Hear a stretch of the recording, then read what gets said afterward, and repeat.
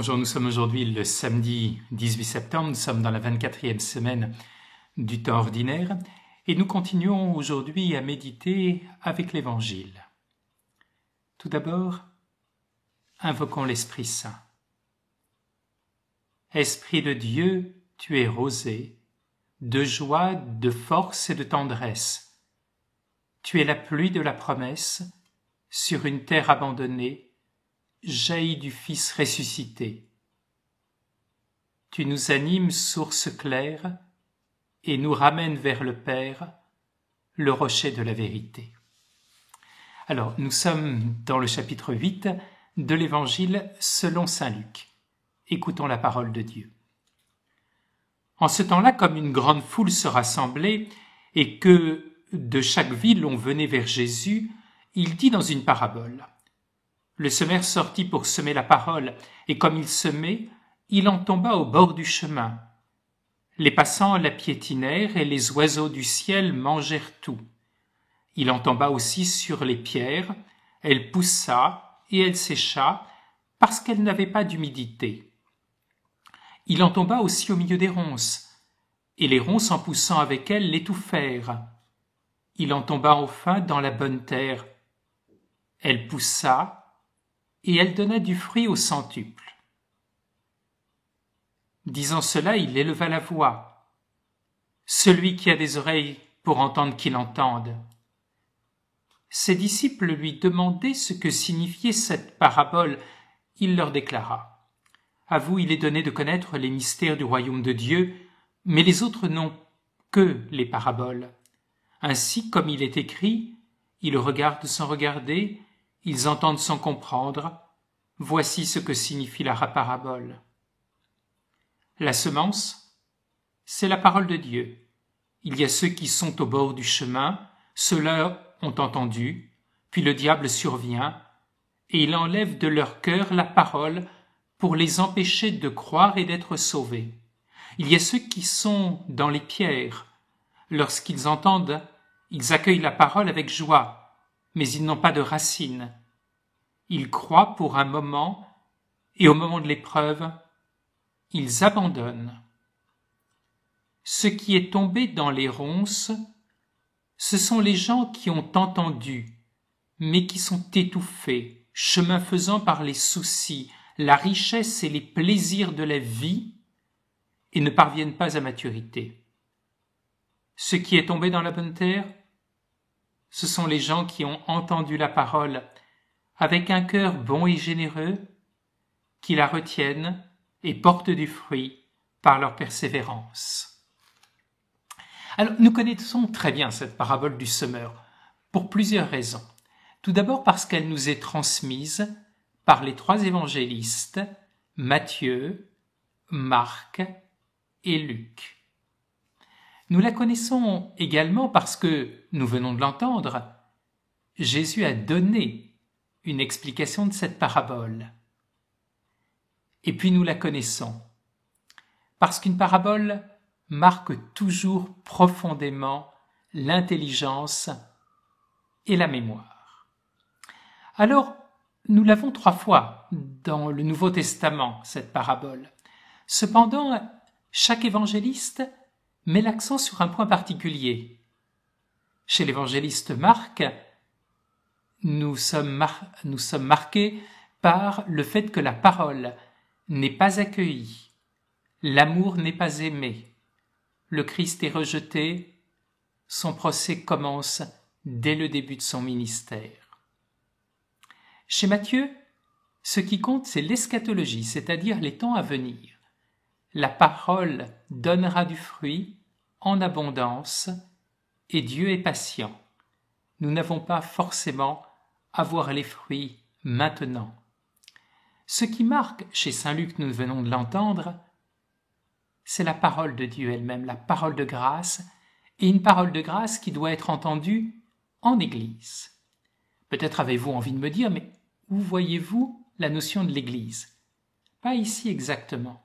Mais rappelons ce que nous avons entendu hier dans l'Évangile.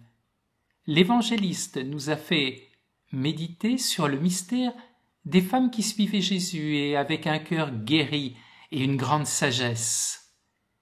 C'est l'introduction de cette parabole.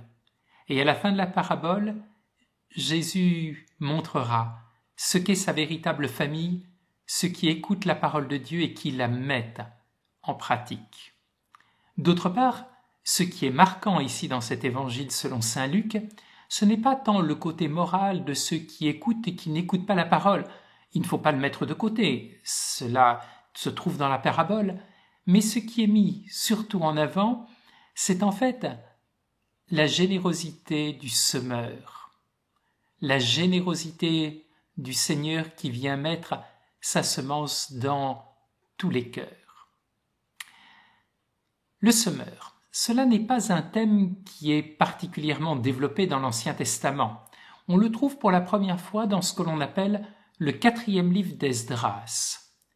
Au contraire, c'est une image que l'on retrouve très fréquemment dans le monde grec pour parler de l'élève qui est une bonne terre ou une mauvaise terre et l'enseignement du professeur qui est comme une semence. Ici, Jésus va donc se tourner davantage par cette parabole vers les hommes et les femmes qui sont de culture grecque plus que de culture biblique. Cependant, pour comprendre cette parabole, il faut comprendre que Jésus se trouve en Palestine. Aujourd'hui, lorsque l'on sème, les paysans sèment, ils vont d'abord labourer, puis ensuite semer. Ce n'était pas le cas à l'époque de Jésus en Palestine. Nous connaissons peut-être les collines qui bordent le lac de Génézareth, le lac de Tibériade. Nous voyons que c'est un sol qui est un sol pierreux et rempli de ronces. Eh bien, à cette époque-là, le paysan sortait. Il commençait par semer. Il jetait le grain dans ce qui est bien sûr la bonne terre, mais semant largement, il y avait du grain qui tombait au milieu des pierres, d'autres qui tombaient au milieu des ronces, et d'autres encore sur les chemins qui se formaient peu à peu parce que les passants traversaient les champs et à cet endroit-là, la terre devenait plus dure. Ce n'est qu'après, finalement, qu'on venait à faire le labourage et que l'on venait à faire la récolte. Ainsi, on comprend peut-être davantage cette parabole. Mais ce qui nous marque, c'est que le semeur est généreux. Cela nous paraît presque même du gaspillage. Oui, Dieu est généreux. Il sème, même dans les cœurs qui paraissent durs, fermés, parce que Dieu a confiance en l'homme et Dieu sait que le travail de la grâce en l'homme peut changer tant de choses. Alors que nous faut-il retenir aujourd'hui de cette parabole? Je vous invite à retenir 2 pistes. Tout d'abord, l'importance de la parole, et tout d'abord de la parole humaine. La parole humaine, quelle qu'elle soit, rentre dans nos cœurs. Cette parole a toujours un effet. Nous avons tellement l'impression que nous pouvons entendre tout et n'importe quoi, et que cela finalement n'a pas tant d'importance, parce que nous sommes maîtres de nous et que nous savons ce que nous pensons. Cela est tout à fait faux.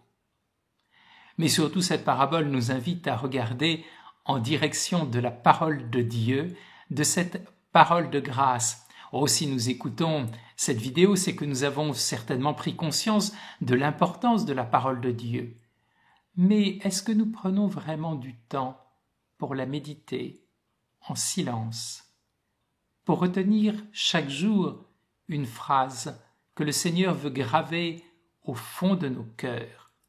Et nous avons cette certitude que si nous prenons la parole de Dieu au sérieux, si nous comprenons à quel point Dieu est généreux, alors cette parole de Dieu produira en nous beaucoup de fruits. Peut-être avez-vous fait attention, saint Luc ne donne pas le rendement, contrairement aux autres évangélistes. Il ne cherche pas à donner le rendement parce qu'il sait qu'aucun chiffre n'est suffisant pour parler de la générosité et de l'importance de la grâce qui est semée en nos cœurs. Alors puissions-nous vraiment vivre de cette parole de Dieu, qu'elle transforme nos vies, et puissions-nous être vraiment dans la gratitude, en regardant le Christ, celui qui est venu semer la parole dans le monde. Que Dieu nous en donne la grâce et la joie.